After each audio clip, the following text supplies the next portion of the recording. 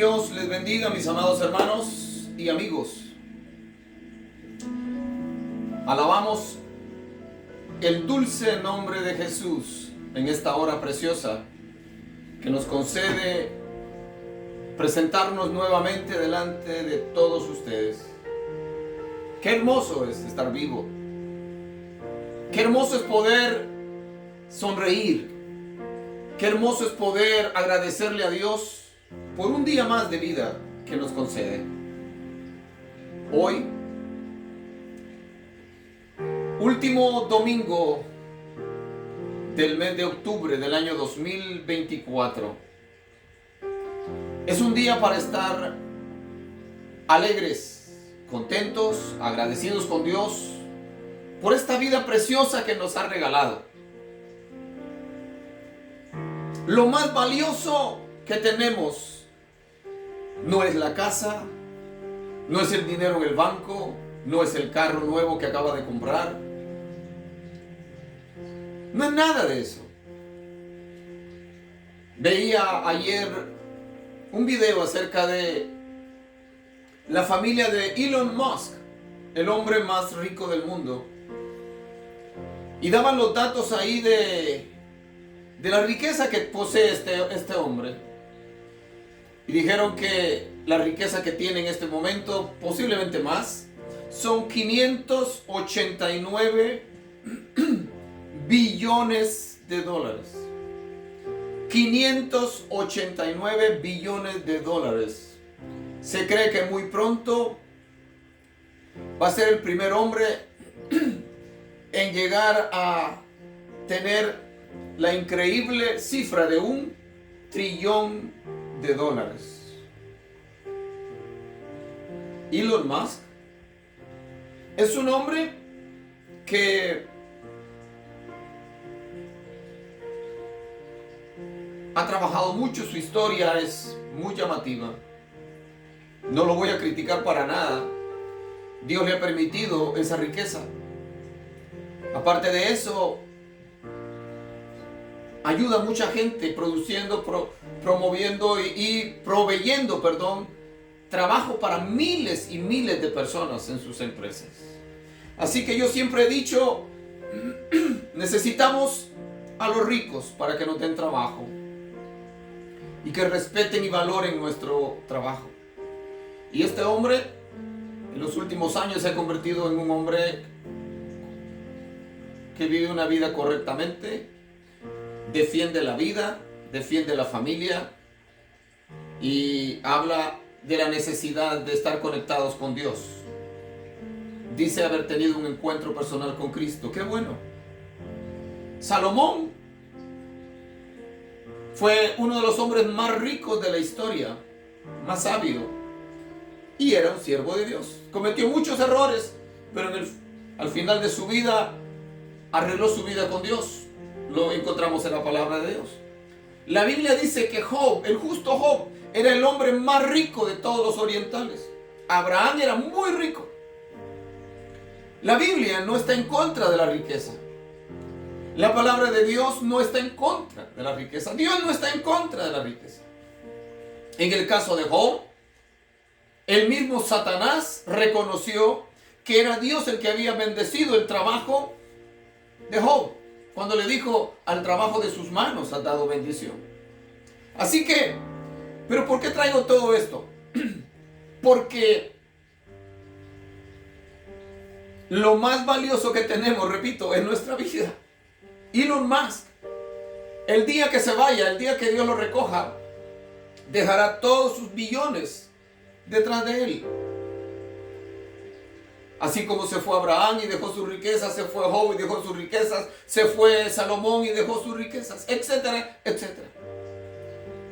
Por eso, la necesidad, mis amados hermanos y amigos, de tener los pies sobre la tierra y entender que un día llegamos a esta tierra desnudos y que desnudos nos iremos, por así decirlo. Aunque nos van a vestir, quizás de traje, algunos. No sabemos cómo vamos a partir. No sabemos. Algunos que viajamos en avión algunas veces No sabemos si el Señor le va a complacer o va a decidir llevarnos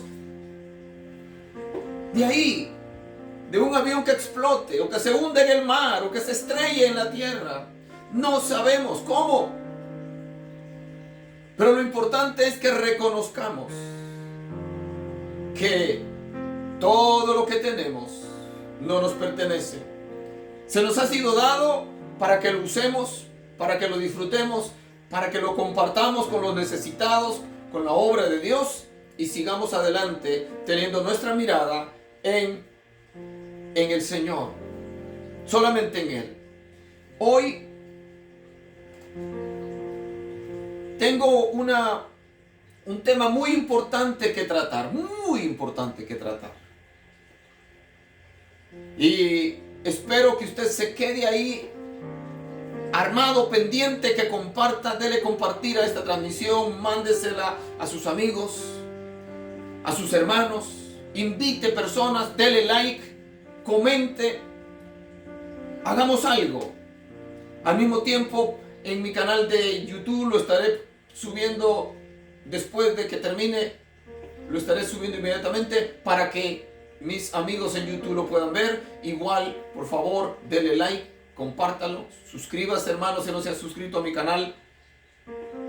Reflexiones, pensamientos del corazón y más es el nombre de mi canal de YouTube. Reflexiones, pensamientos del corazón y más. Así que en esta hora preciosa quiero invitarles a que se unan conmigo y oremos para que el Señor tome gloria al Señor. Bueno, Él está en control. Nosotros usamos esa expresión, que el Señor tome control. El Señor nunca ha perdido el control. Para que el Señor se glorifique, pues, en medio de nosotros en este tiempo. Me acompaña mi hermano Francisco y es una bendición tenerle aquí. Vamos a orar. Padre, te damos gracias. En el nombre maravilloso de Jesús en esta hora. Gracias, Señor, por este día. Gracias, Señor, por tu amor tan grande. Gracias, Señor, porque te ocupas de nosotros. Gracias porque tú estás en el cielo, pero tu Espíritu Santo se mueve en toda la tierra. Tú estás en el trono, ahí sentado a la diestra del Padre. Pero tú dijiste, me voy, pero no dejaré huérfanos.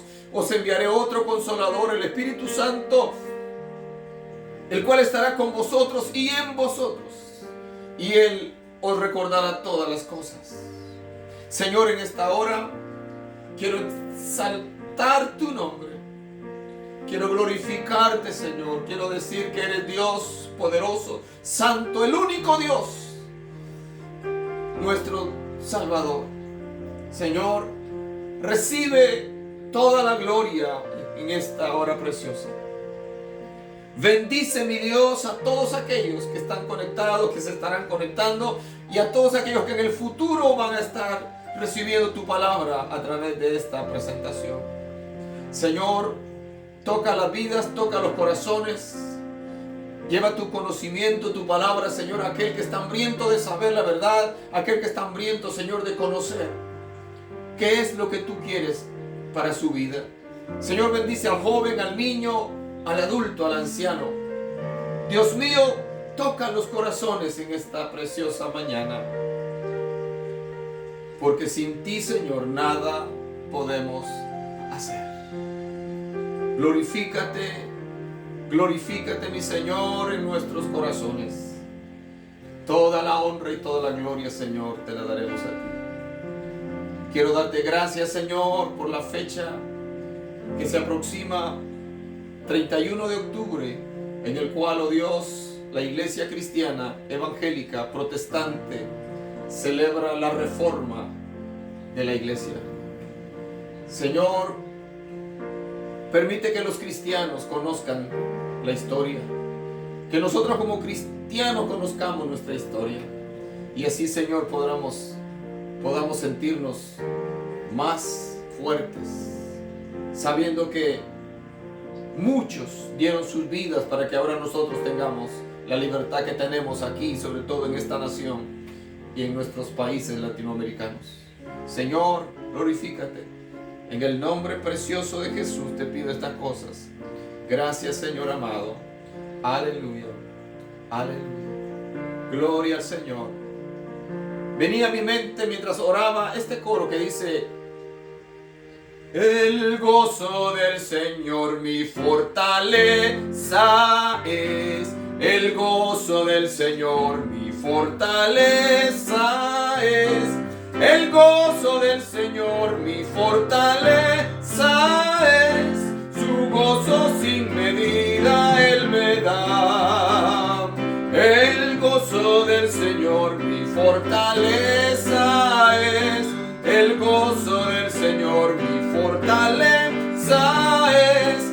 El gozo del Señor mi fortaleza es. Su gozo sin medida Él me da. Si tienes ese gozo puedes tú cantar. Si tienes ese gozo puedes tú orar. Si tienes ese gozo puedes tú reír. El gozo sin medida Él me da. El gozo del Señor mi fortaleza es. El gozo del Señor mi fortaleza es. El gozo del Señor mi fortaleza es. Su gozo sin medida Él me da. Si tienes ese gozo puedes tú cantar. Si tienes ese gozo puedes tú orar. Si tienes ese gozo puedes tú reír. Su gozo sin medida Él me da. Aleluya. Qué bonito, qué hermoso es estar contentos. A pesar de tantas cosas que nos rodean, tantas noticias negativas que escuchamos, nosotros tenemos la palabra de Dios, la que nos enseña lo que hay en el futuro. Y por lo tanto, como iglesia, no debemos de sorprendernos, no debemos de angustiarnos. Debemos de estar esperando en la misericordia del Señor. Él es nuestro ayudador. Él es nuestro Salvador. Aleluya. Vamos a seguir cantando. Vienen a mi mente tantos y tantos coros que cantábamos antes. Este, por ejemplo, lo cantábamos siempre el día domingo. Dice así: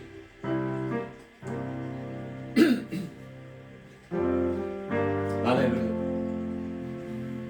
Juanito, hoy es domingo, despierta, es hora ya.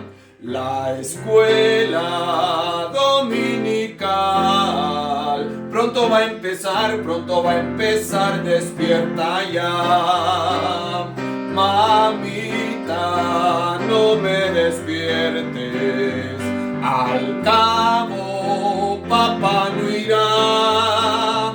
La iglesia no es para mí, yo no quiero ir si no va papá. Juanito, lo he oído todo, perdona mi gran error. Prometo que iremos juntos y la voz de Dios vamos a oír. Toda la familia fueron contentos a la escuela dominical. El gran maestro de Galilea espera que todos juntos vayamos a aprender. El gran maestro de Galilea espera que todos juntos vayamos a aprender. Juanito, hoy es domingo, despierta, es hora ya. La escuela dominical pronto va a empezar, despierta ya. Juanito,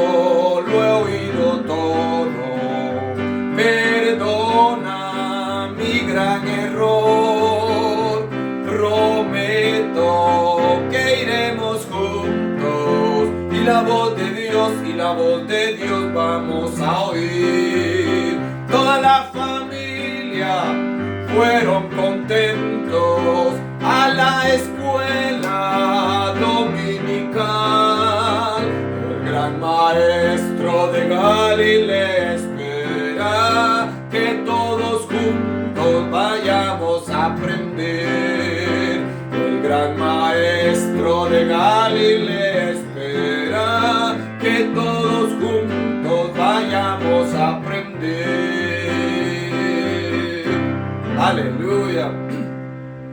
¿Qué recuerdos más lindos los que vienen a mi corazón? Cuando salía de mi casa con mis hijas, cuando estaban pequeñas, con mis dos primeras hijas que estaban casi de la misma edad, 1 año y algo de fracción de diferencia, tomados de la mano, una en cada mano, y entrábamos al templo y entrábamos a adorar al Señor. Luego con mi tercera hija, de la misma manera. Ahora han crecido, toman sus propias decisiones. ¿Cómo se extrañan aquellos días? Pero ¿sabes qué, mi hermano? Cuando hemos hecho nuestra parte, nuestro trabajo, hemos enseñado a nuestros hijos la palabra de Dios, ellos tomarán sus propias decisiones cuando crecen.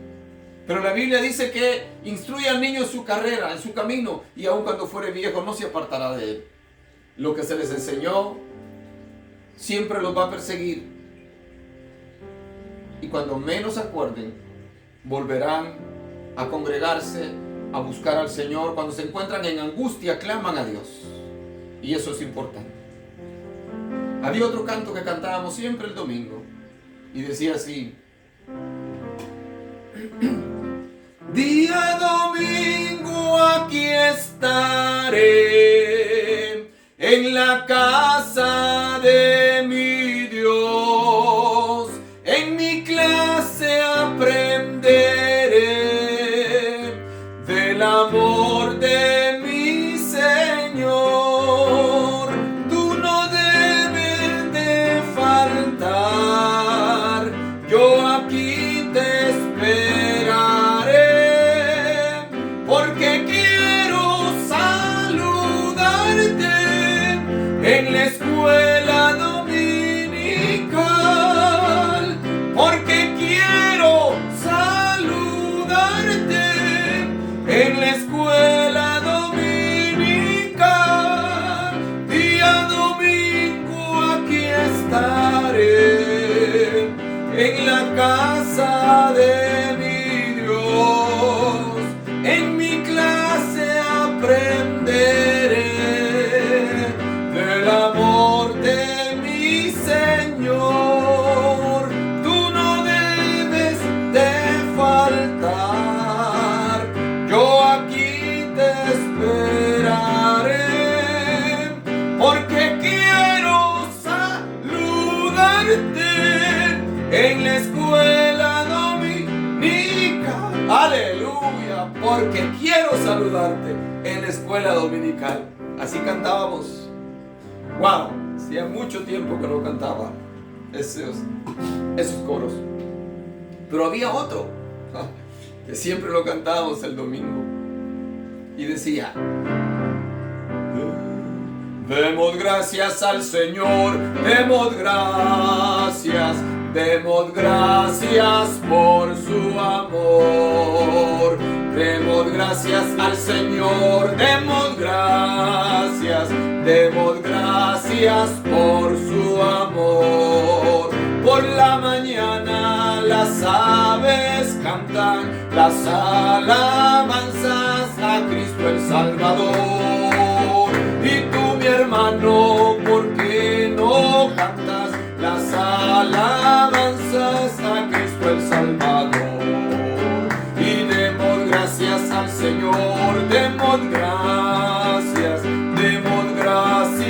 por su amor. Demos gracias al Señor, demos gracias por su amor. sabes cantar las alabanzas a Cristo el Salvador.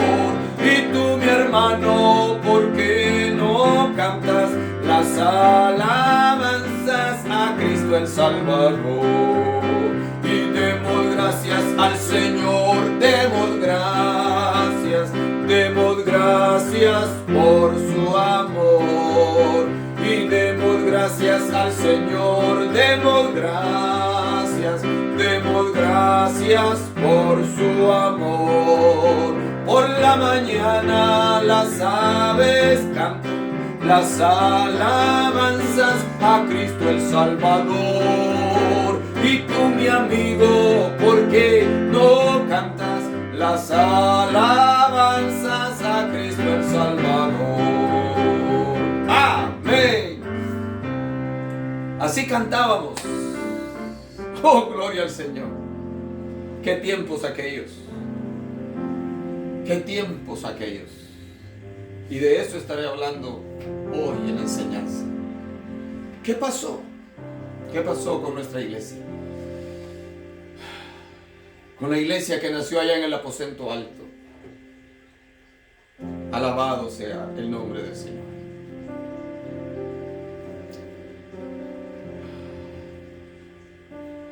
El tema que estaré tratando en esta mañana será la necesidad de una reforma, de una nueva reforma en la iglesia. La necesidad de una nueva reforma en la iglesia. Y quiero decirle que la tenía escrita de otra forma, pero creo que esta es la mejor. La necesidad de una nueva reforma en la iglesia.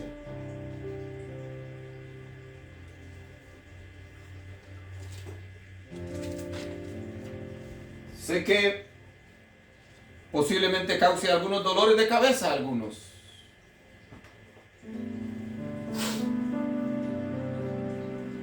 Pero es necesario hablar de esto. Quiero cantar otro coro y entro a la enseñanza en esta mañana.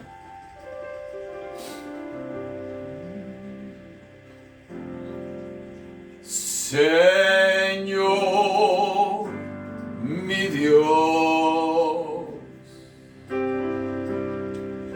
al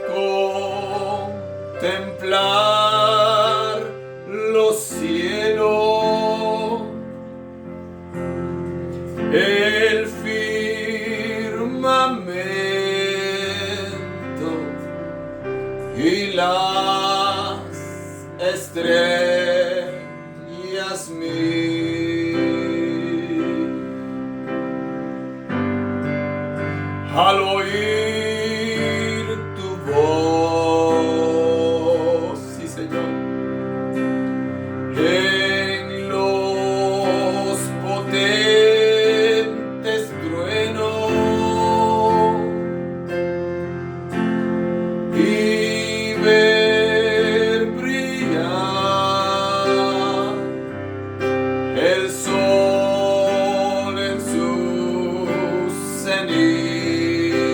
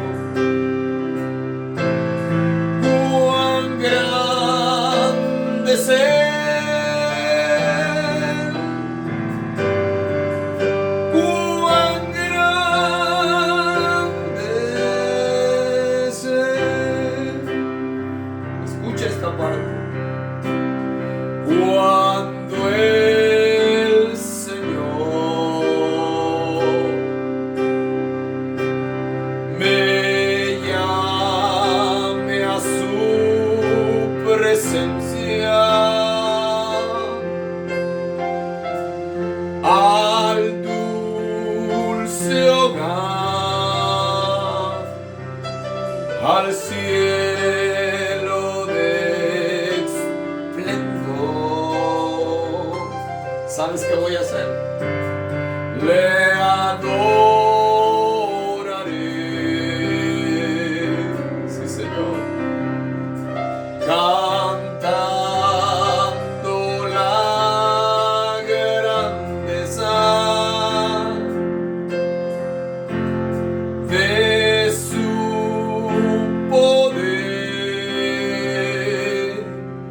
y su infinito amor.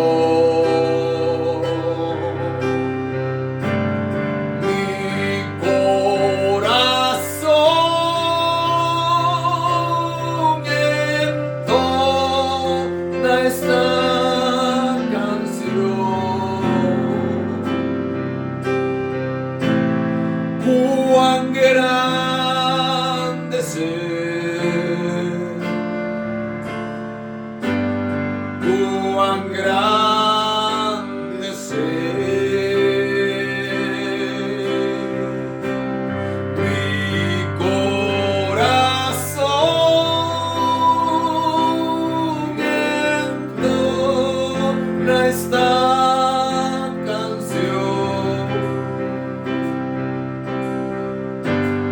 cuán grande es Él,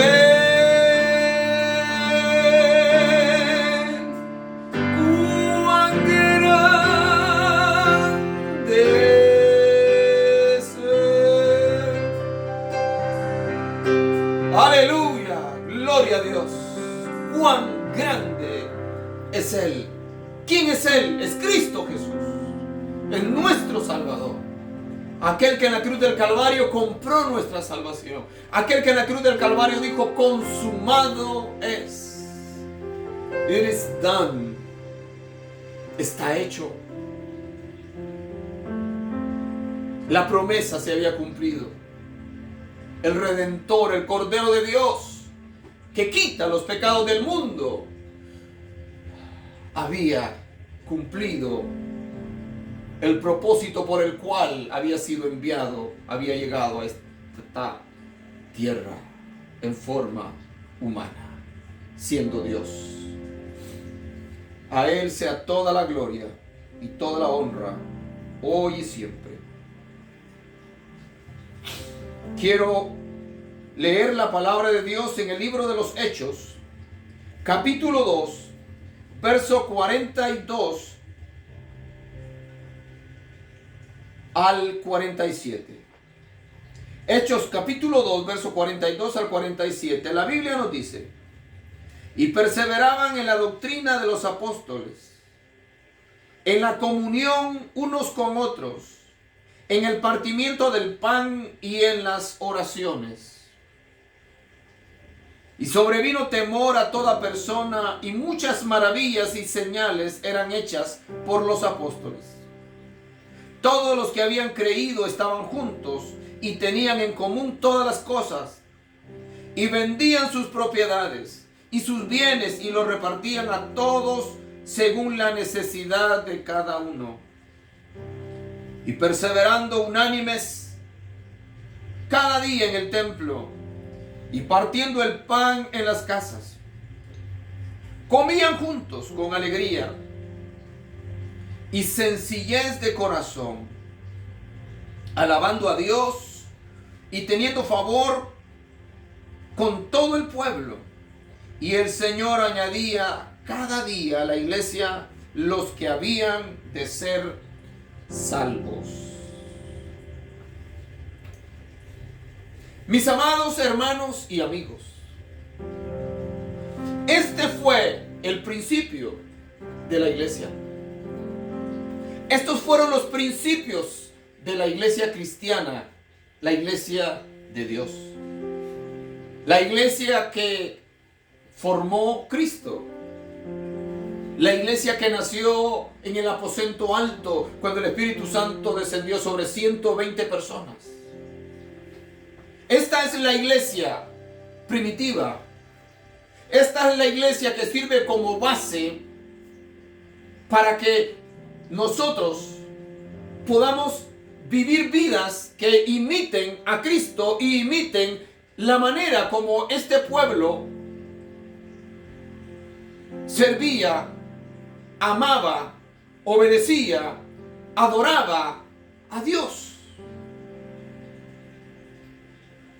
El tema que dije que voy a estar tratando es este: la necesidad de una nueva reforma en la iglesia. La necesidad de una nueva reforma en la iglesia. La iglesia nació de esta manera: poderosa, santa, amorosa, limpia, pura. Por supuesto que los problemas comenzaron bastante rápido, pero así nació la iglesia. La intención del Padre al enviar a su Hijo al mundo para salvarlo de la condenación eterna. San Juan 3:16 dice: porque de tal manera amó Dios al mundo, que ha dado su Hijo unigénito, para que todo aquel que en Él cree no se pierda, mas tenga vida eterna. Cristo no vino a morir en la cruz una muerte atroz, vergonzosa, dolorosa.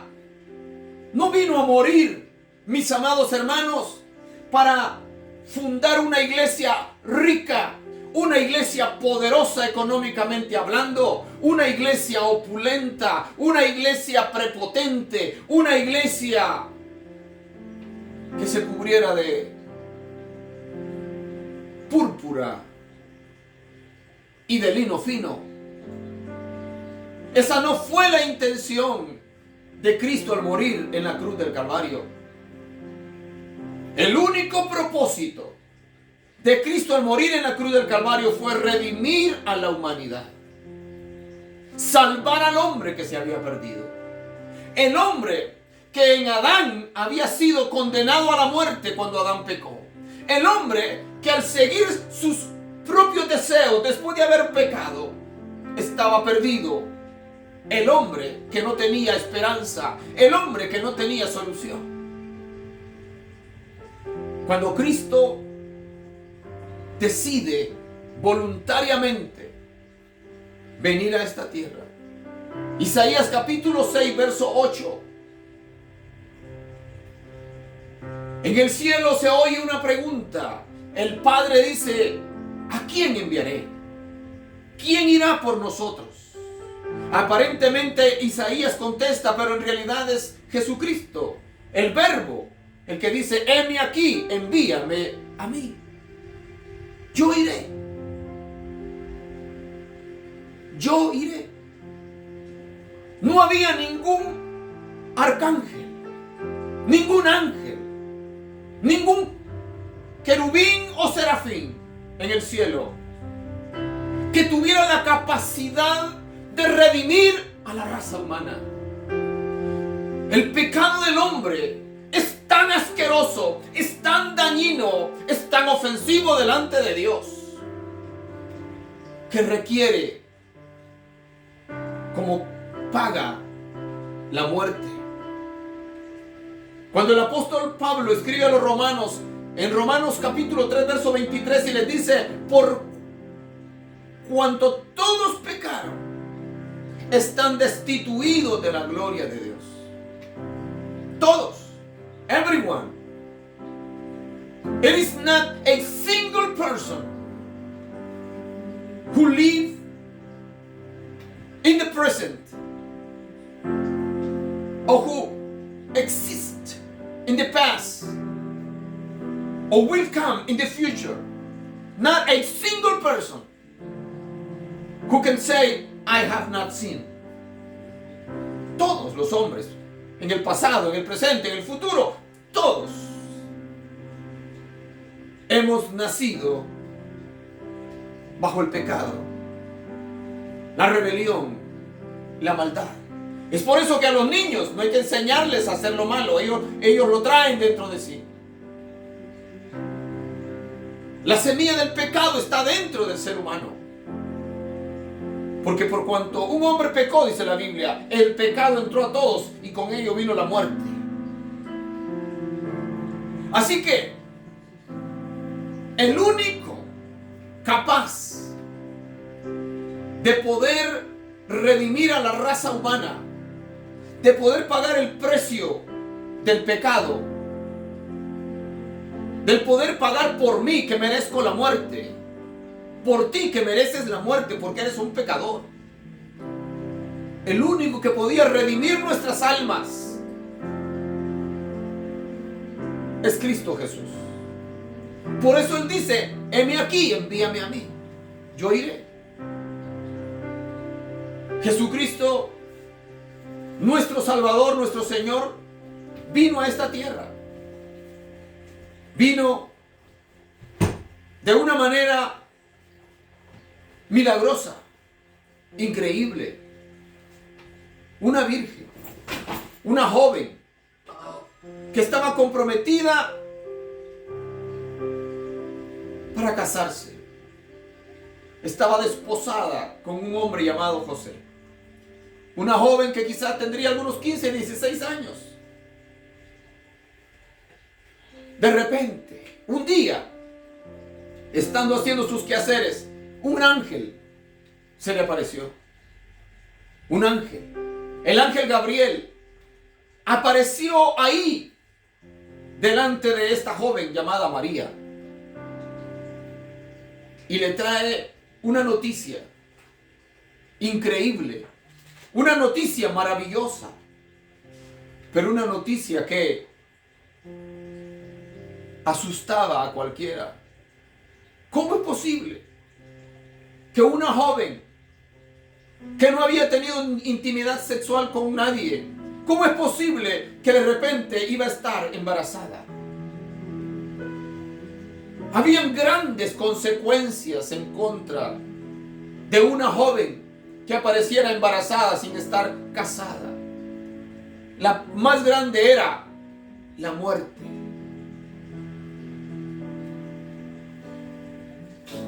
La persecución. Pero no iban a andar haciendo muchos juicios. Simplemente la iban a matar a pedradas. Pero esta joven creyó lo que el ángel decía, aceptó el reto, se humilló y dijo: he aquí la sierva del Señor, hágase conmigo conforme a su voluntad. Esta joven sufrió, padeció. Aquel que estaba comprometido con ella para casarse, al enterarse, la Biblia dice que como era justo, quiso dejarla secretamente para no infamarla y no causarle la muerte. Pero cuando José pensaba eso, un ángel del Señor le habló en sueños y le dijo: José, no temas recibir a María por esposa, porque lo que en ella hay es obra de Dios, es el Hijo de Dios. José también le creyó a Dios. José también creyó el mensaje del ángel. Tomó a María, se casó con ella, sabemos la historia. Jesucristo nació en Belén de Judea. Desde el principio el diablo quiso matarlo usando a Herodes. Satanás sabía que estaba la promesa que Dios había hecho. Ahí en Génesis capítulo 3 verso 15. Satanás sabía que venía alguien que le iba a aplastar la cabeza, alguien que lo iba a derrotar, alguien que en el futuro lo iba a destruir completamente. Y Satanás quiso atacar, destruir a este niño para evitar que llegara a convertirse en el personaje que lo iba a derrotar. Sabemos, como digo, la historia. Jesucristo crece, comienza su ministerio a los 30 años, hizo milagros, sanidades, resucitó muertos, predicó un mensaje nuevo, un mensaje glorioso, hizo tantas cosas y terminó muriendo en la cruz del Calvario. Pero no se quedó ahí. Lo bajaron de la cruz, lo sepultaron y el tercer día Jesucristo resucitó como lo había dicho. Pasó 40 días en la tierra. Se presentó varias veces con sus discípulos hasta el momento en el cual es levantado en una nube al cielo, allá desde el monte de los olivos. Pero dijo que regresaría. Dijo que permanecieran en Jerusalén hasta que fueran llenos del Espíritu Santo. La iglesia, aquellos obedecieron, fueron y empezaron a orar y a buscar la presencia del Señor. Pasaron 10 días, 120 permanecieron fieles en la oración, fueron llenos del Espíritu Santo. Nace la iglesia, una iglesia santa, una iglesia poderosa, del pasaje que estoy aquí leyendo. ¿Cómo vivía esa iglesia? Esa iglesia amaba a Dios, esa iglesia amaba al prójimo, esa iglesia servía con honestidad, en santidad y en humildad. Gloria al Señor. Y perseveraban en la doctrina de los apóstoles, en la comunión unos con otros, en el partimiento del pan y en las oraciones. Así vivía esta iglesia. Perseveraban en la doctrina de los apóstoles. Los apóstoles, Pedro, Juan, Jacobo, Andrés, Bartolomé y todos los apóstoles predicaban la palabra de Dios. Y la iglesia permanecía obedeciendo el mensaje de Dios.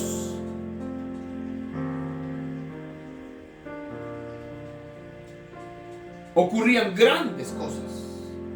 Dios le dio un descanso de la persecución, no sabemos cuántos años, pero se cree que tal vez unos 5, 6, 7 años. Fueron años de gloria para la iglesia en Jerusalén, para la iglesia primitiva. Pero luego las cosas cambiaron. Pero permaneceré en esto. Así participaban, perseveraban en la doctrina de los apóstoles, en la comunión unos con otros. Había compañerismo. Había compañerismo, comunión unos con otros, cosa que de muchas congregaciones en este tiempo ha desaparecido. Sobre todo en las mega iglesias, en las iglesias enormes, ahí no hay comunión. Ahí la gente llega, tienen 3, 4, 5 servicios el día domingo, que es el único día casi que se reúnen. De tal a tal hora es un culto, después otro culto, y tienen que cumplir a las horas exactas, porque afuera ya hay una gran fila de gente esperando que salga el primer grupo. Ahí escucharon el sermón, la música contemporánea, el sermón que es más chiste que otra cosa. Jamás se les dice en esas congregaciones inmensas que se arrepientan, que busquen del Señor, que pidan perdón, que arreglen sus vidas, que el que está viviendo en adulterio deje de adulterar, que el que está viviendo en fornicación que se case. No. En la mayoría de esas congregaciones gigantescas se les dice: se saca el campeón que hay en ti. Naciste para ser grande, naciste para ser poderoso, naciste para ser feliz. ¿Quién dijo eso? Como cristiano te mereces lo mejor. Un carro nuevo, tienes que cambiar de carro cada año. Cambia los muebles en tu casa cada rato para que cuando la gente llega diga: wow, qué prosperidad, qué belleza, qué riqueza la que hay en esta casa. Dios me está bendiciendo. Esto es lo que se les dice en la mayoría de esas mega iglesias a la gente. La gente llega, lleva sus fortunas a esas congregaciones. Ahí hay pantallas gigantes por todos lados. El sonido es sobresaliente. Los músicos, los músicos, andan todos greñudos. Están en el altar en chores, en sandalias.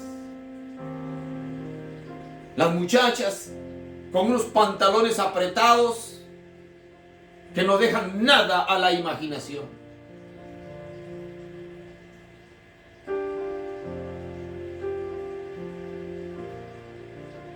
Ahí no hay doctrina. Ahí la doctrina de los apóstoles no existe. Por eso la necesidad de una nueva reforma en la iglesia. La iglesia cristiana se comenzó a expandir de esa manera. Permanecían en la doctrina de los apóstoles, en la comunión unos con otros, en el partimiento del pan y en las oraciones. Comían juntos, comían la Santa Cena juntos, oraban juntos. ¡Qué hermoso espectáculo! Y todo eso que la iglesia hacía causó en el pueblo, en el resto de la gente que no se congregaba con ellos, dice, y sobrevino temor a toda persona. Aquí está hablando de los inconversos. Dice, y sobrevino temor a toda persona, y muchas maravillas y señales eran hechas por los apóstoles. Después de que la iglesia perseveraba en la doctrina de los apóstoles, oraban juntos, partían el pan juntos, comían juntos. Habla de la perfecta unidad que había. Eso causó que el resto del pueblo sintiera temor y dijera, esto es algo nuevo, qué glorioso. El judaísmo no es así. Los fariseos no eran dadivosos, los fariseos no eran amorosos,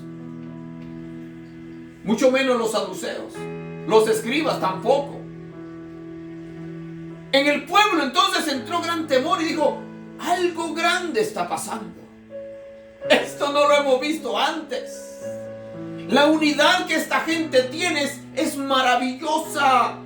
Oh, la iglesia cuando hace las cosas correctamente es un foco de luz, es un faro en el cual todos pueden ver para alcanzar la salvación.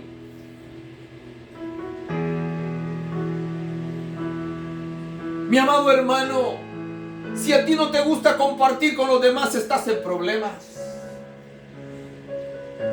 Si nunca te reúnes con los hermanos de la congregación para comer juntos, tomar café juntos, orar y platicar juntos, hay problema en tu corazón. Qué hermoso es sentarse a tomarse una taza de café, a compartir un plato de comida con un hermano. No quiero hacer propaganda de la pequeña congregación en donde me reúno, pero vivimos de una manera muy sencilla.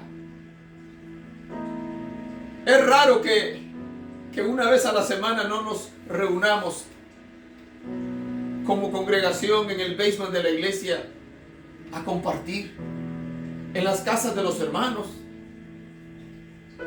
a celebrar un cumpleaños, a celebrar un aniversario, y siempre estamos compartiendo juntos, comiendo juntos.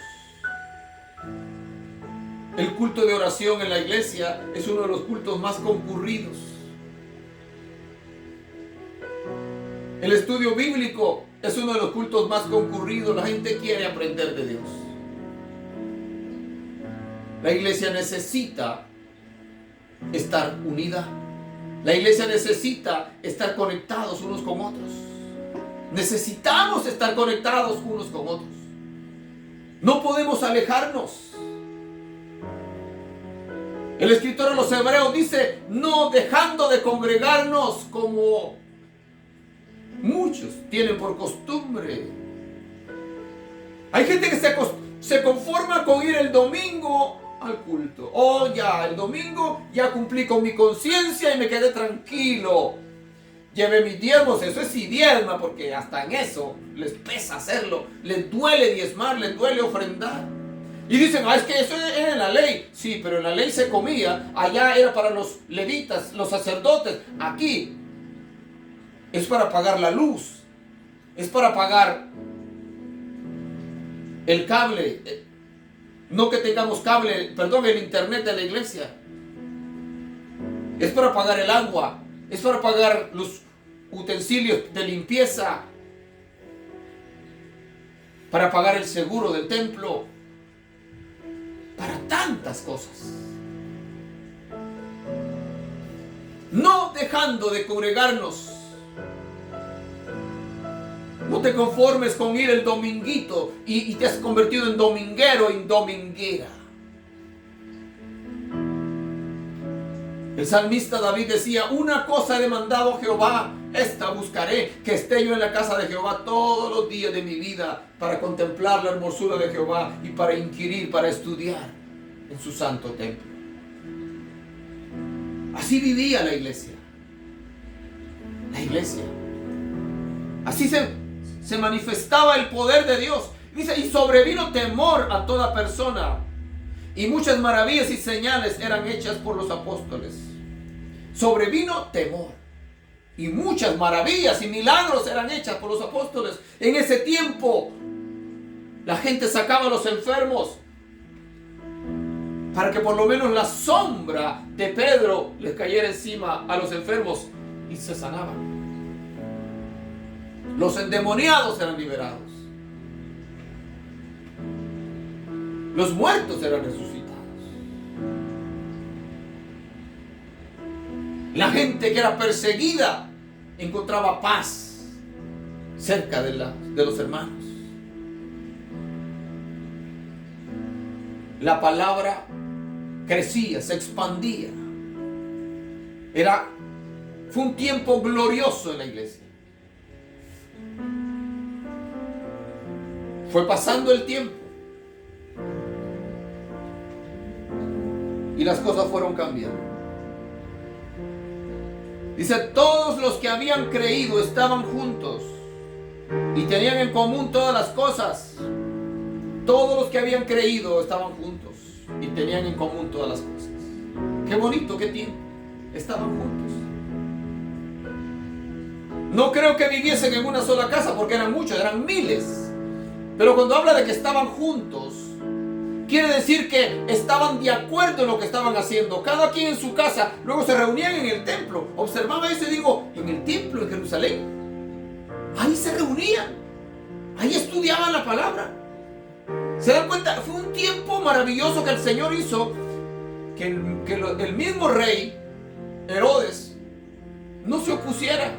Que los mismos fariseos de alguna manera se quedaron quietos, se quedaron callados por un tiempo. Que los saduceos se quedaron quietos por un tiempo. Los escribas se quedaron quietos por un tiempo. Porque permitían que los hermanos se congregaran en el templo y se fortalecieran. Se llenaran del poder de Dios, del gozo del Señor, del conocimiento de la palabra de Dios, porque había que prepararse, porque venía la persecución detrás. Pero así vivía la iglesia cristiana, así vivía la iglesia de Dios. El pueblo que amaba a Cristo vivía de esa manera. Mi hermano, dele por favor compartir a esta transmisión. Compártalo por favor. Dele like. Dice: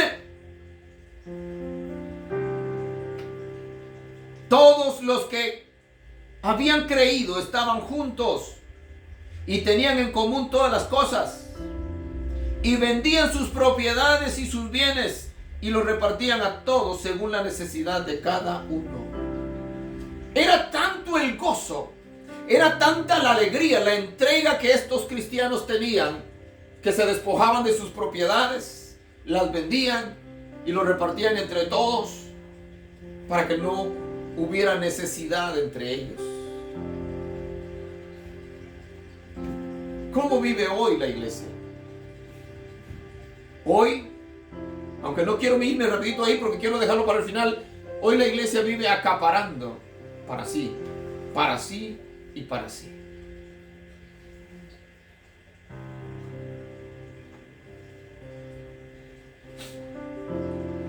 Y perseveraban y perseverando unánimes cada día en el templo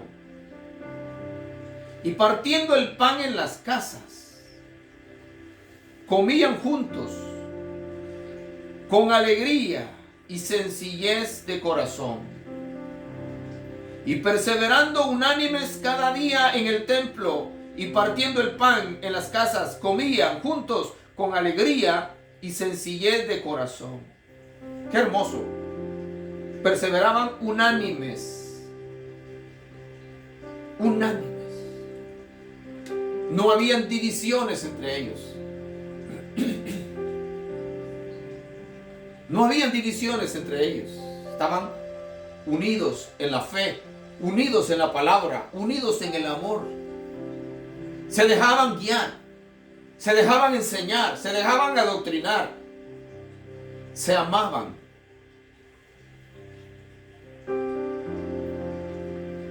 Hace tanta falta eso en nuestras congregaciones.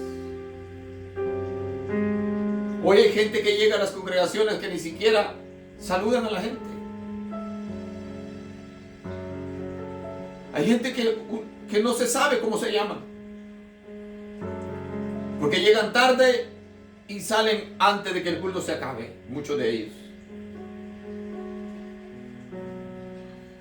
Pero en esta congregación, en esta iglesia no era así. Perseveraban unánimes juntos. Habían muchos pastores, ahí estaban todos los apóstoles. Ahí no había un jefe de la iglesia. No, el primer papa no existía. Pedro no fue el primer papa, así que no te preocupes. Pedro no fue el primer papa, ni Pablo tampoco. Nadie buscaba aplausos. Nadie buscaba que le besaran la mano, que le besaran el anillo. Nadie buscaba que le hicieran reverencias. Como ahora, que muchos buscan que los reverencien, que muchos buscan que los veneren, que los adoren. Al Señor adorarás y a Él solo servirás, dice la palabra del Señor. No te inclinarás ante nada, dice el Señor. No te harás imagen de ninguna cosa creada en el cielo, en la tierra, ni debajo de la tierra. No te postrarás delante de ellos, no los adorarás. El pueblo de Israel había sufrido demasiado por la idolatría en el pasado. El pueblo de Israel había aprendido la lección. Y ahora la iglesia de Cristo, con mayor razón. La iglesia de Cristo que no se doblegaba ante el César, que no se doblegaba ante ningún hombre, solamente, al igual que Sadrach, Mesach y Abednego allá en Babilonia, solamente se postraban delante del Señor. Todos los que habían creído estaban juntos y tenían en común todas las cosas, y vendían sus propiedades y sus bienes y los repartían a todos según la necesidad de cada uno. Y perseverando unánimes cada día en el templo y partiendo el pan en las casas, comían juntos con alegría y sencillez de corazón. Partían el pan juntos en las casas, compartían, comían juntos con sencillez, con alegría de corazón. Mi hermano, cuando alguien te invita a su casa y te sirve un plato de comida sencillo, pero lo hace con todo su corazón, ¿cómo lo recibes? ¿Con alegría? ¿O lo haces a un ladito porque no es de la comida que tú comes?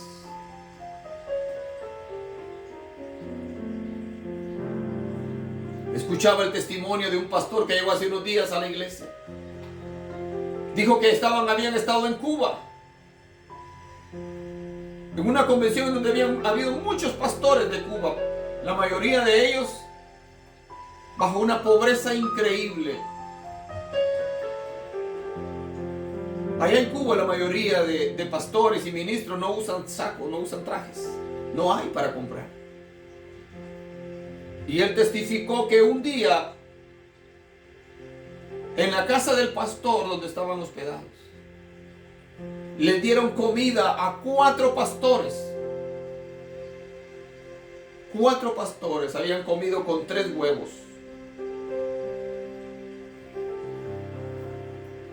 Y ellos le dieron gracias a Dios por esa provisión.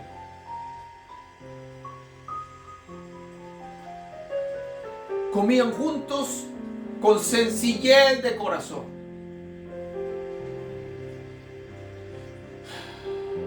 ¿Cuánta falta hace eso en nuestras congregaciones? Hace falta la alegría, hace falta la sencillez de corazón en muchos lugares. El día domingo, en muchas de nuestras congregaciones en este tiempo, más parece un desfile de modas.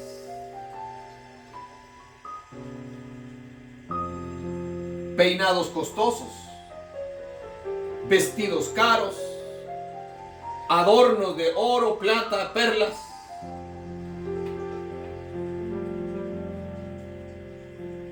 Desfile de carros, último modelo.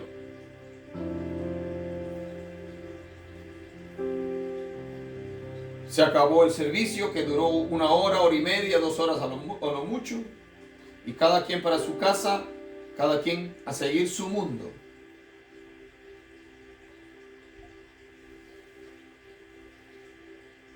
Y perseverando unánimes cada día en el templo y partiendo el pan en las casas, comían juntos con alegría y sencillez de corazón. Escucha, alabando a Dios y teniendo favor con todo el pueblo. Y el Señor añadía cada día a la iglesia los que habían de ser salvos. Cuando todo esto ocurría en la congregación, en la iglesia, dice, alabando a Dios y teniendo favor con todo el pueblo. Ahí habla de los inconversos. Los mismos inconversos estaban de acuerdo con la iglesia. La Biblia dice que cuando el hombre está en paz con Dios, aún a sus enemigos, Dios hace estar en paz con él. Cuando el hombre está en armonía con Dios, aún aquellos que le querían hacer daño, entran en armonía con él. ¿Por qué? Porque Dios está protegiendo a su hijo. Y aquellos malos se dan cuenta y dicen, si le hacemos daño, Dios viene en contra de nosotros. Así que mejor estemos en paz con él. Así que dice, alabando a Dios y teniendo favor con todo el pueblo. Y el Señor añadía cada día a la iglesia los que habían de ser salvos. Esta es la iglesia primitiva. Esta iglesia poco a poco fue pasando el tiempo y comienza la persecución en contra de la iglesia, la cual encontramos en el capítulo 6, 7, 8 de Hechos. El periodo de paz, el periodo de llenarse de la gracia y del conocimiento de Dios había pasado y ahora se levanta una persecución. Arrestan a Esteban, lo matan. Aparece ahí un personaje siniestro al principio llamado Saulo de Tarso. Más adelante este hombre, en su ansia de defender su fe, supuestamente, iba rumbo a Damasco a perseguir a los cristianos y allá tuvo un encuentro con Cristo, se convirtió al Señor y se convirtió en el apóstol más grande, en el hombre que más escribió en el Nuevo Testamento, en el hombre que más predicó, en el hombre que más padeció por la causa de Cristo y que terminó siendo decapitado en Roma por la causa del Señor. Pero la iglesia continuó bajo persecución. La iglesia continuó en un tiempo tan crítico en donde mataban, quemaban a los cristianos. Hasta allá por el año 320 y tantos, en el siglo III, cuando vino el alivio a la iglesia. Y aparece Constantino el Grande, hijo de Constanzo, emperador romano, que ya Constanzo, como dije la semana pasada, había dado un pequeño alivio. Y ya dejaba, ya iba habiendo un poquito de libertad de culto. Muere Constanzo, entra Constantino, su hijo, y este hombre tuvo supuestamente una experiencia personal con Dios y dio la libertad para la iglesia. Y la iglesia se convirtió en la iglesia oficial. Los dioses romanos no habían ayudado a Roma, al imperio. Entonces se volcaron, según ellos, a adorar a Cristo. La iglesia recibió el alivio, pero esa iglesia, de ser perseguida, se convierte en el foco de atención. Todos querían ser cristianos para gozar de los beneficios del emperador. Pero esa iglesia santa, esa iglesia que yo le acabo de leer aquí, cómo era que vivían, esa iglesia se fue convirtiendo en una iglesia pagana, en una iglesia amadora de los lujos, amadora de los placeres, amadora de tantas cosas. Y fueron adoptando todo lo malo, hasta convertirse en una cloaca, en una iglesia, en una organización pagana, en donde se vendía todo, se compraba todo, en donde los clérigos, comenzando por los pontífices, los papas, eran gente terrorífica, era gente malvada. Los papas eran asesinos. Los papas tenían muchas mujeres. Los papas tenían muchos hijos. Roma era una cueva completa de ladrones.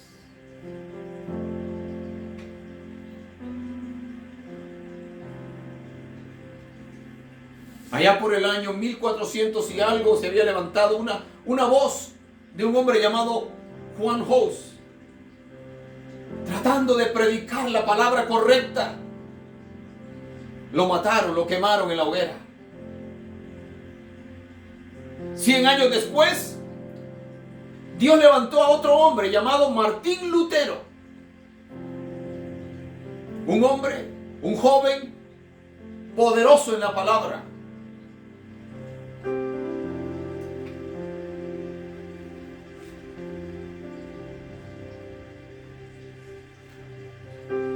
El 31 de octubre de 1517, Martín Lutero clavó las 95 tesis en la puerta del palacio, o sea, de la iglesia en Wittenberg, Alemania.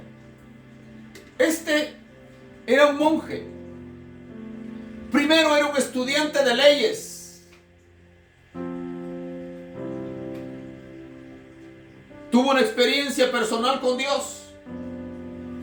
Se comprometió que si Dios lo salvaba de la tormenta de rayos que le estaban cayendo, él le iba a servir. Y lo único que él sabía era servir, convirtiéndose en un monje.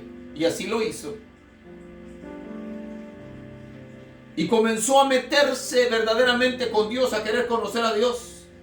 En un tiempo en el cual la Biblia, la palabra de Dios, era prohibida. No se leía. Era prohibido leer la Biblia. Para los poderosos de la iglesia romana católica, ni siquiera el Papa había leído la Biblia.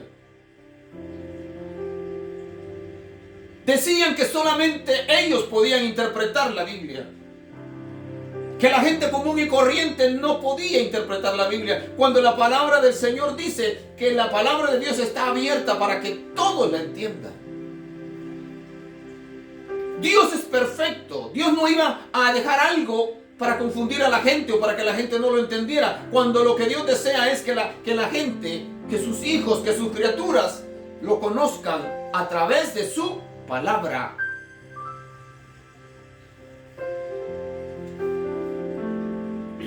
La historia nos cuenta tantas cosas de lo que pasaba en la iglesia católica, romana, apostólica y romana. Yo les aconsejo, mis hermanos, ustedes que me están viendo, mis amigos que me están viendo, vayan a YouTube La semana pasada yo incluso la compartí en mis redes sociales. Vayan a YouTube, pongan Martín Lutero, la película. Hay varias, pero la más nueva, en donde él aparece joven. Vean la película. Ahí se les va a explicar muchas cosas de las que pasaban en el imperio. Y van a poder entender. Y que conste que esa película no la hicieron los cristianos para que vayan a decir, oh, ellos, pues, no, nada de eso. Esos son cineastas. Todo está escrito. Váyanse a Google, investiguen. Y cuando este hombre se dio cuenta de todo lo que pasaba, a este hombre lo habían mandado a Roma para que fuera allá a tener una experiencia grande con Dios, a este joven. Pero cuando él llega a Roma, dice la historia, que él se dio cuenta que Roma era lo peor de lo peor. Fue en el tiempo en el cual la Iglesia Católica Romana vendía las famosas indulgencias. Váyase a Google y pregunte ahí qué significa la palabra indulgencia, qué eran las indulgencias. Y usted se va a dar cuenta. Eran unos papeles que vendían en donde prometían que en el momento que el dinero que usted estaba pagando por ese papel, por esa indulgencia, caía en la caja, en ese momento que el dinero caía al fondo, en ese momento el pariente suyo que estaba en el purgatorio salía su alma de ahí, se iba para el cielo. Y así lograron engañar a medio mundo, y así lograron construir la Basílica de San Pedro en Roma. Cuando Martín Lutero comenzó a estudiar la Biblia, se encontró con que la palabra de Dios decía que la salvación era por fe y no por las obras. Ahí este hombre, que se había convertido en un doctor en filosofía, en teología, etcétera, etcétera, movido por Dios, movido por el Espíritu Santo, este hombre escribió 95 tesis, todo relacionado con todo este aparato político mentiroso de la iglesia romana. Y ahí se rompe esta relación de Martín Lutero con la iglesia. Quisieron matarlo. ¿Qué no quisieron hacer con este hombre? Pero ese era el tiempo en el cual Dios había decidido que la iglesia se limpiara. Que los que verdaderamente querían amar a Dios y guardar su palabra y amar a Dios y dejar la corrupción de la religión y de la idolatría a un lado, que esa gente se separara. Y el 31 de octubre de 1517 ocurrió esto. Y a eso se le llama la reforma de la iglesia. El día de la reforma es un día dedicado para reconocer, recordar y celebrar la reforma la reforma protestante. En algunos países se observa como un día festivo. En Guatemala, por ejemplo, todo el mes de octubre se dedica, en muchas de nuestras iglesias en Guatemala, todo el mes de octubre se dedica a recordar y a enseñar acerca de la reforma de la iglesia. Y el 31 de octubre pues es un gran día. No como aquí, que es el día de las brujas. No, allá se celebra la reforma de la iglesia. Gracias a eso, mi hermano, tú y yo tenemos una Biblia en la mano, en nuestro propio idioma. Y la podemos leer, la podemos enseñar, la podemos estudiar. Hay que estudiar, hay que investigar acerca de nuestra historia. Al igual que en Guatemala tuvimos un reformador, el general Justo Rufino Barrios, el hombre que Dios usó para que en Guatemala también hubiera una reforma, porque en Guatemala reinaba, gobernaba la iglesia católica y se hacía todo lo que ellos decían. Y gracias a Justo Rufino Barrios, que fue capaz de enfrentarse a esa máquina poderosa de la Iglesia Católica en Guatemala, y fue capaz de invitar a los primeros misioneros presbiterianos a Guatemala hace 125 años que llegó el Evangelio a Guatemala. Gracias a eso tenemos miles de iglesias en Guatemala, de iglesias cristianas en Guatemala, que predican, que enseñan el mensaje de Dios, porque hubo un hombre, al igual que Martín Lutero, que estuvo dispuesto a enfrentarse a los poderes del diablo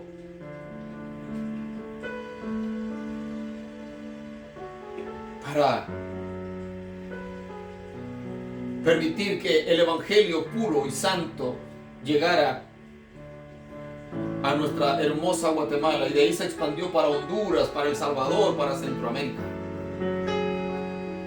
La iglesia debe de investigar, debe de estudiar su historia, porque eso nos hace fuertes.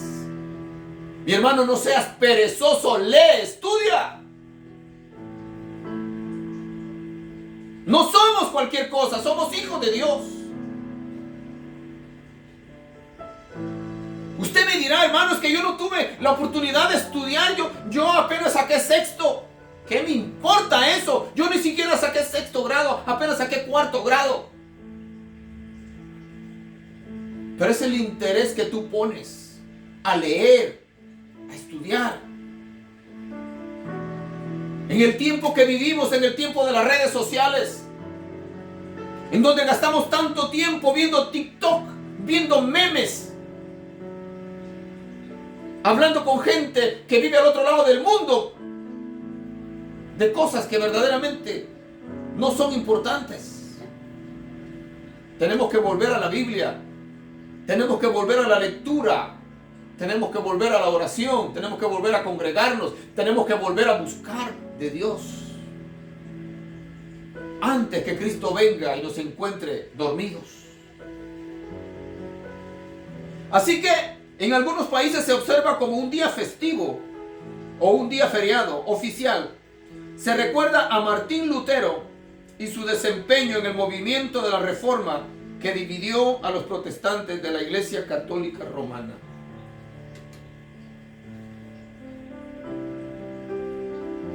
En la Iglesia Católica hay muchísima gente sincera. Hay muchísima gente que ama a Dios. Y a esa gente el Señor le dice en su palabra: salid de en medio de ella, pueblo mío. Salgan. Así como Dios sacó a Martín Lutero y a miles en ese tiempo. Pero la Reforma conllevó miles de muertos. En Alemania, donde se llevó a cabo la Reforma, donde nació la Reforma, hubieron revueltas en esos días que se cree que murieron más de 100,000 personas. Y la iglesia ha seguido pagando con su sangre por predicar el evangelio. Los cristianos siguen siendo perseguidos en todo el mundo. Aún aquí en los Estados Unidos, a los cristianos se nos está viendo mal. No podemos salir a las calles muchas veces a predicar el evangelio porque nos insultan, porque nos persiguen. No digamos en los países como China, Norcorea, los países árabes. México, que está ahí a la vuelta de la esquina, hay persecución en contra de la iglesia cristiana. Han matado a los pastores. Eso fue la reforma de la iglesia en 1517 y en esos años para arriba. Ahora, ¿por qué el tema? Y ya voy a terminar. La necesidad de una nueva reforma en la iglesia. La necesidad de una nueva reforma en la iglesia que vivimos. Y para ello, quiero leerles algo. No voy a tocar esta Biblia, voy a tocar esta otra. ¿Por qué les digo que la iglesia necesita una nueva reforma? Porque la iglesia de hoy, la iglesia en la que estamos viviendo, es esta iglesia que les voy a presentar ahora. Apocalipsis capítulo 3, verso 14 dice: y escribe al ángel de la iglesia en la Odisea: he aquí el amén, el testigo fiel y verdadero, el principio de la creación de Dios, dice esto: yo conozco tus obras, que ni eres frío ni caliente. Ojalá fueses frío o caliente. Pero por cuanto eres tibio y no frío ni caliente, te vomitaré de mi boca. Porque tú dices, escucha esto, porque tú dices, y te vas a dar cuenta si no es lo que dicen en las megas iglesias. Porque tú dices, yo soy rico y me he enriquecido y de ninguna cosa tengo necesidad. Y no sabes que tú eres un desventurado, miserable, pobre, ciego y desnudo. Así mira el Señor a esas gentes que se llenan la boca diciendo: yo soy rico, yo me he enriquecido, el evangelio me ha hecho rico, porque Dios quiere que yo sea rico, porque Dios quiere que yo sea poderoso, porque Dios quiere que yo viva de lo mejor. Traigan su dinero, traigan sus tarjetas de crédito, traigan sus cosas valiosas que tienen en la casa, decía un predicador sinvergüenza allá en México hace unos días. Traiga su refrigeradora, lo más caro que usted tenga en su casa, tráigamelo. Su pantalla plana, tráigamelo, porque así Dios lo va a bendecir. Sinvergüenzas, ladrones, hipócritas, a ustedes que viven de esa manera y engañan a la iglesia, a ustedes el Señor les dice esto: porque tú dices, yo soy rico y me he enriquecido y de ninguna cosa tengo necesidad, y no sabes que tú eres un desventurado, miserable, pobre, ciego y desnudo. Por tanto yo te aconsejo que de mí compres oro refinado en fuego, para que seas rico, y vestiduras blancas para vestirte, y que no se descubra la vergüenza de tu desnudez, y unge tus ojos con colirio para que veas. Yo reprendo y castigo a todos los que amo. Sé pues celoso y arrepiéntete. Eso es lo que le dice el Señor a la iglesia de ahora. He aquí yo estoy a la puerta y llamo. Si alguno oye mi voz y abre la puerta, entraré a él, cenaré con él y él conmigo. ¿Te das cuenta? Esas iglesias, dice que Cristo está tocando a la puerta porque lo han sacado. El Señor está fuera de la iglesia. Dice: aquí yo estoy a la puerta y llamo. ¿De qué te sirve vestirte de etiqueta, mi hermano? ¿De qué te sirve andar en un Tesla? ¿De qué te sirve andar un Rolex en la muñeca de tu mano? ¿De qué te sirve decir gloria a Dios, aleluya, cuando en realidad ya ni crees en el Señor?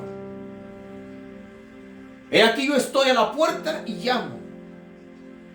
Si alguno oye mi voz y abre la puerta, entraré a él, cenaré con él y él conmigo. Dice, y esto es para esta iglesia de ahora: al que venciere le daré que se siente conmigo en mi trono, así como yo he vencido y me he sentado con mi Padre en su trono.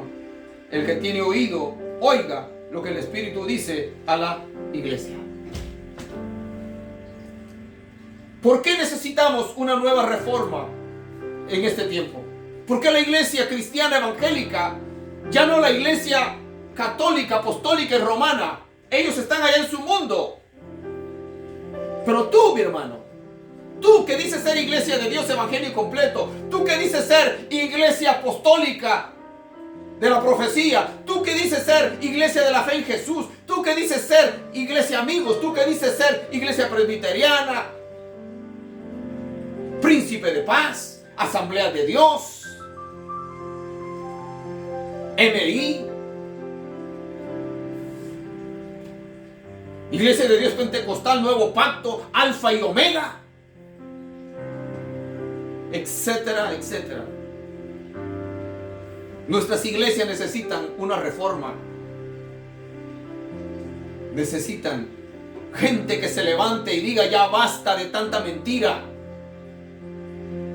ya basta de tanto engaño, ya basta de tanta opulencia, ya basta de tanto exigirle a la iglesia, exigirle a la gente que traigan y que traigan y que traigan, porque tenemos que seguir construyendo templos, tenemos que seguir comprando templos más grandes, porque ya no cabemos aquí. El día domingo no caben, pero durante la semana hay tanto espacio vacío en esos templos, especialmente en el culto de oración. Hay tanto espacio vacío en esos templos,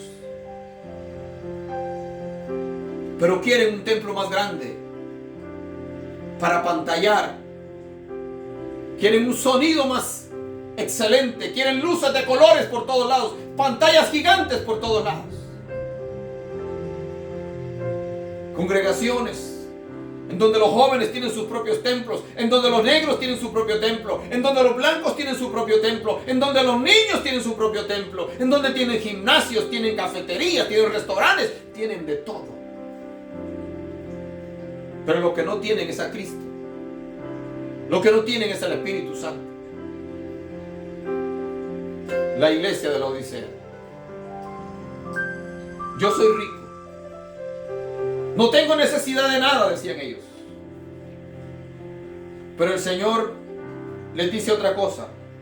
Les dice: tú eres un miserable, pobre, desnudo, ciego.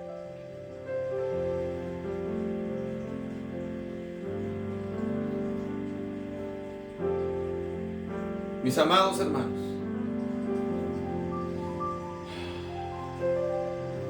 clamemos al Señor que tenga misericordia de nosotros como iglesia y tratemos la manera de vivir de la mejor manera posible, agradando a Dios con nuestra vida, sirviendo, invirtiendo en la obra misionera, invirtiendo en los pobres, porque el día se nos acerca. Sigamos confraternizando, seamos familia, preocupémonos por nuestros hermanos, aquellos que no vemos en días, busquémoslos, veamos qué es lo que les falta. Siempre he dicho, si usted ve a un hermanito, una hermanita de la iglesia que siempre va con la misma ropita, acérquese y dígale: hermana, si es mujer, hermana, en mi casa tengo mucha ropa que casi no uso, me gustaría que fuera a mi casa. Mire, tengo todo esto, ¿será que le sirve? Los varones, igual. Si usted ve a un hermano que siempre anda con la misma ropa, los mismos zapatos, desgastados, hable con ese hermano, dígale: hermano, vamos a mi casa, tomarnos un cafecito. Mire, ya cuando esté en su casa, hermano, fíjese que siento en mi corazón enseñarle esto. ¿Será que le sirven estas camisas? ¿Será que le sirve este par de zapatos? ¿Será que le sirve, si quiere, incluso corbatas? Compartamos. Necesitamos urgentemente una reforma en nuestro corazón primordialmente, y que se manifieste en nuestras congregaciones. Pastores, ustedes que me están viendo o que me van a ver en el futuro, piense, ¿cómo está viviendo usted? ¿Qué es lo que está enseñando a la congregación? ¿Qué le está enseñando a la congregación? Démosle gracias a Dios por la vida de Martín Lutero, de Juan Hus, de Juan Knox y de tantos reformadores.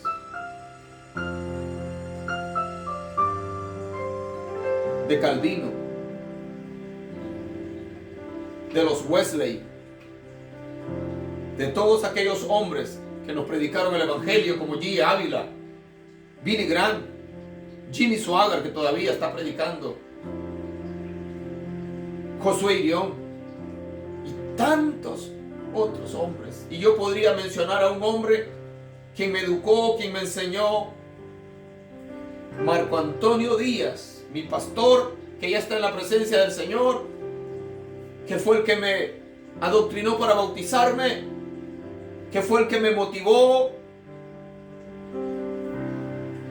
que allá en nuestros alrededores, habiendo sido él la persona que el Señor usó para fundar tantas congregaciones, ya nadie lo menciona. Sí, yo lo menciono. Marco Antonio Díaz. Y otro siervo de Dios, que fue el primero que me empezó a pastorear, el hermano Silvio Acosta, que todavía está vivo. Mi primer maestro en la Biblia que tuve, el hermano Benjamín Cruz, que todavía está vivo. Yo recuerdo a toda esa gente, hermano Gregorio Duarte, que fue uno de mis mejores maestros de escuela dominical como joven y adolescente. Y tantos otros que han pasado por mi vida. Alabo a Dios por la vida de estos hombres. Y lo seguiré haciendo hasta que me encuentre con ellos en el reino de los cielos.